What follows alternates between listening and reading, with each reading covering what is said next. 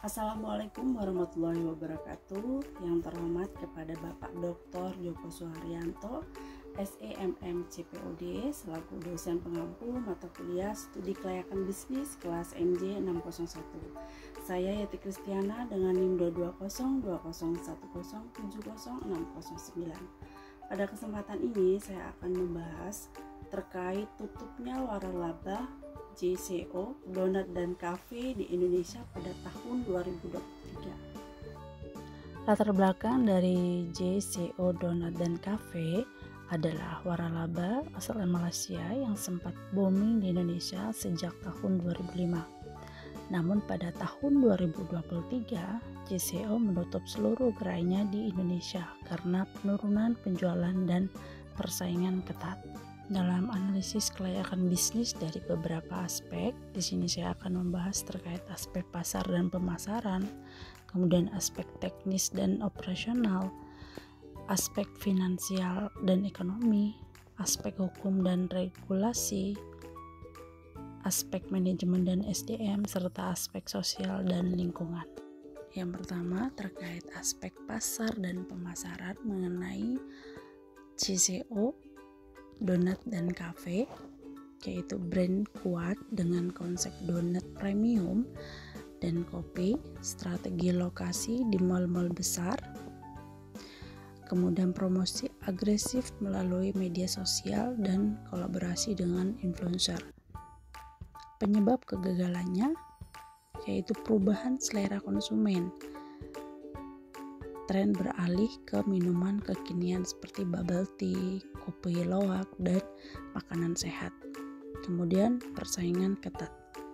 Munculnya kompetitor seperti Krispy Kreme, Dunkin', dan brand lokal seperti donat madu, donat kentang dengan harga lebih terjangkau.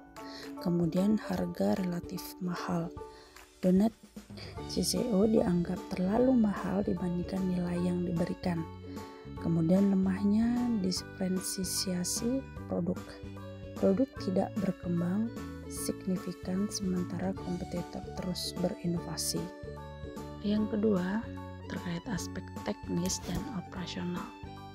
Problem kelebihan di awal yaitu standar operasional waralaba yang ketat, seperti kualitas donat dan kopi konsisten.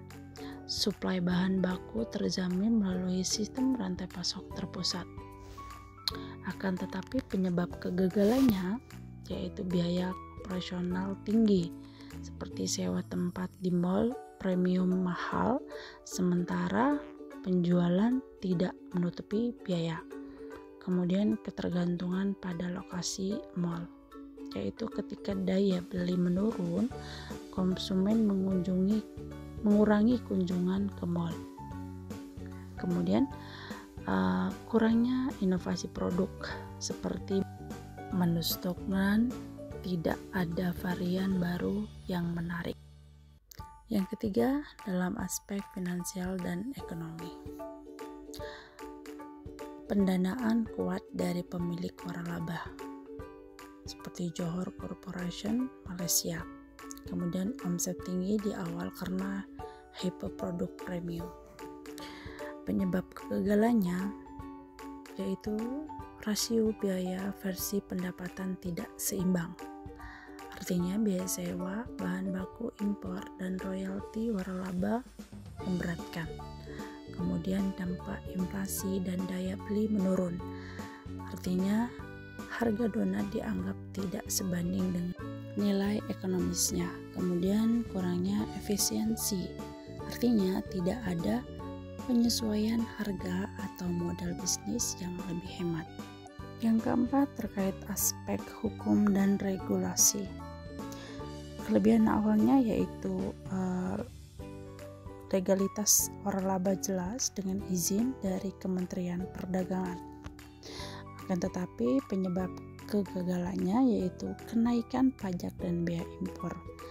Artinya bahan baku seperti tepung dan gula terkena dampak kenaikan harga global. Dan regulasi ketenagakerjaan seperti upah minimum meningkat menambah beban operasional. Kemudian aspek manajemen dan SDM.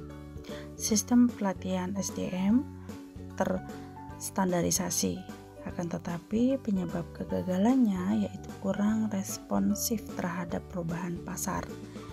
Artinya manajemen lambat beradaptasi dengan tren konsumen. Kemudian masalah internal franchise, yaitu beberapa pemilik gerakan mengeluh tentang profit margin yang tipis. Dan yang terakhir adalah aspek lingkungan dan sosial. JCO, Donat dan Cafe adalah brand yang populer di kalangan anak muda. Akan tetapi penyebab kegagalannya adalah yaitu perubahan gaya hidup. Konsumen lebih memilih kopi lokal dan makanan ringan yang lebih terjangkau.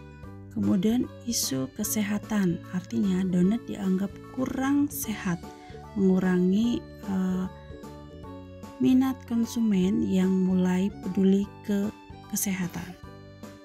Aspek rekomendasi perbaikan manajemen dan SDM. Yang pertama, reposisi produk dan harga, yaitu menawarkan varian donat lebih kecil dengan harga lebih terjangkau. Kemudian memperkenalkan menu sehat seperti misalnya donat rendah gula dan gluten free. Yang kedua, diverifikasi lokal. Tidak hanya mengandalkan mall, tetapi juga buka gerai di area perkotaan atau dekat kampus. Yang ketiga, inovasi produk dan digitalisasi. Artinya kolaborasi dengan brand lokal, misalnya donat rasa durian, kemudian atau mocha, kemudian memperkuat layanan delivery dan membership program. Yang keempat, efisiensi biaya, yaitu beralih ke bahan baku lokal untuk mengurangi ketergantungan impor, dan negosiasi uang sewa atau beralih ke model cloud kitchen untuk kurangi biaya operasional. Dan yang kelima adalah rebranding dan marketing kredit, yaitu kampanye nostalgia untuk menaikkan kembali pelanggan lama dan memanfaatkan TikTok dan Instagram untuk promosi interaktif. Dalam kesimpulannya, kegagalan JCO di Indonesia disebabkan oleh kombinasi persaingan ketat, harga tidak kompetitif, kurang inovasi, dan biaya operasional tinggi. Namun dengan reposisi produk, efisiensi biaya, dan strategi pemasaran yang lebih agresif, waralaba sejenis bisa menghindari nasib serupa. Kunci utamanya adalah adaptasi cepat terhadap perubahan pasar dan menjaga relevansi dengan konsumen. Adapun referensi yang saya gunakan yaitu berita penutup JCO Kompas tahun 2023, kemudian data pasar FPI NB Indonesia, RM Monitor tahun 2003, dan wawancara ex franchise JCO SUA tahun 2023. Baik, demikian pembahasan terkait tutupnya waralaba JCO Donat dan Cafe Indonesia pada tahun 2023. Sekian, terima kasih. Wassalamualaikum warahmatullahi wabarakatuh.